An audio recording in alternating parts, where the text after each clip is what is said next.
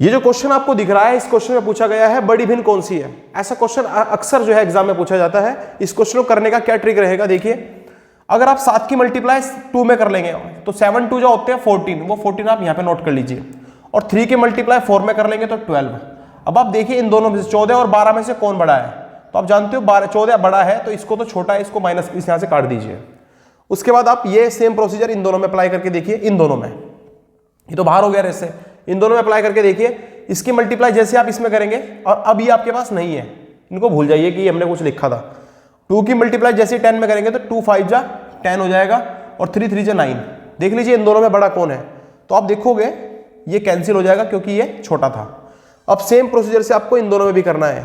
तो आप जैसे 2 की मल्टीप्लाई 11 में करोगे तो 11 2 जा होते हैं 22, और 3 7 जा होते हैं 21। तो आप देख रहे हो इन दोनों में बड़ी कौन है, तो आप इसको काट दोगे तो आप समझ सकते हो यहाँ पर ये वाला जो अंक है 2/3 वो आपका बड़ी भिन्न हो जाएगी। तो इस प्रकार से हम बड़ी भिन्न के बारे में ज्ञात कर सकते हैं। एक क्वेश्चन और करके देखते हैं दोस्तों। 4/7, 3/8, 5/9, 11/12 ले लेते हैं, और पूछा गया है कि इनमें सब में बड़ी भिन्न कौन सी है। तो बड़ी भिन्न निकालने का तरीका मैंने आपको बताया, इन दोनों को ले लीजिए, इसकी मल्टीप्लाई जैसे आप इसमें करेंगे 8 चौक 32, 32 को आप यहाँ पे लिख लीजिए, और 7 तिया 21। तो आप देख रहे होंगे कि ये तो भिन्न छोटी हो गई, तो इसको आप कैंसिल कर दीजिए। उसके बाद इन दोनों को लीजिए और थोड़ी देर के लिए भूल जाइए कि हमने कुछ करा भी था अभी, और 9 की मल्टीप्लाई जैसे 4 में करेंगे 9 चौक 36, और 7 पंजे 35। तो आप देख रहे हो फिर भी यही बड़ी है, तो आप इसको क्या कर दीजिए, यहाँ पर काट दीजिए, छोटी हो गई हमारी, इसको नहीं देखना है।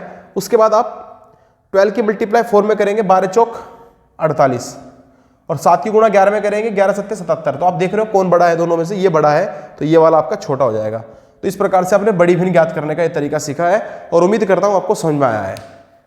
सिर्फ बड़ी भिन्न के बारे में बात नहीं करते हैं, कई बार क्वेश्चन आता है कि छोटी भिन्न भी ज्ञात करो। तो छोटी भिन्न कैसे ज्ञात करेंगे, तो उसको निकालने के लिए क्या प्रोसीजर रहेगा, आप क्वेश्चन को देखिए अच्छी तरह से। सपोज करिए लिखा हुआ है 2/7, 3/8, 5/9, 4/7। आपने क्या करना है, इस बार आपने फिर से वही प्रोसीजर अपनाना है, और आप यहां पर छोटी भिन्न बता रहे हो, छोटी भिन्न, छोटी भिन्न। तो दोस्तों आप क्या करोगे, देखो इसकी मल्टीप्लाई जैसे आप इसमें करोगे तो ये 16 हो जाएगा, और 7 की मल्टीप्लाई 3 में करोगे तो 7 या 21। तो आप देख रहे हो इन दोनों में छोटा कौन है, ये छोटा है, तो बड़े वाले को इस बार काट देना है। अब आपको इन दोनों को लेकर चलना है, ये भूल जाइए कि हमने कुछ करा था अभी। 9 की मल्टीप्लाई जैसे ही 2 में करोगे तो 9 दूनी 18 हो जाएंगे, और 7 पंजे 35। तो आप देख रहे होंगे ये बड़ा है, इसको भी काट दीजिए। फिर से आप इन दोनों में ये चीज, यही काम दोबारा इन दोनों में भी कीजिए। तो आप देखेंगे 7 दूनी 14, और 7 चौक 28। तो बड़ा ये वाला है, इसको फिर से कैंसिल कर दीजिए, और आपकी सबसे छोटी भिन्न कौन सी आ गई दोस्तों, 2/7। उम्मीद करता हूं ये बात भी आपके समझ में आई होगी। चलिए, इसके अलावा दोस्तों एक क्वेश्चन आता है आपके पेपर में। क्वेश्चन ये आता है कि एलसीएम फाइंड कीजिए। 2/3, 4/5, 6/12, और पूछता है कि इसका एलसीएम क्या होगा।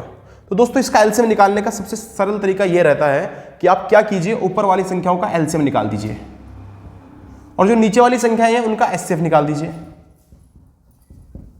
और एलसीएम कितना हो जाएगा, देखो ऐसा नंबर जो इन तीनों के टेबल में आता हो, तो आप कहोगे 6 तो नहीं 12। और अगर आप इनसे एचसीएफ देखेंगे तो एचसीएफ ऐसा नंबर होता है जो तीनों में कॉमन होता है, तो कॉमन तो कोई नहीं आ रहा, तो इसका मतलब यहां पर 1। तो इसका आंसर क्या आ जाएगा दोस्तों, 12। तो क्वेश्चन मुझे उम्मीद है कि आप लोगों की समझ में आ रहे होंगे। तो इस प्रकार के क्वेश्चनों को हम इस प्रकार से कर सकते हैं।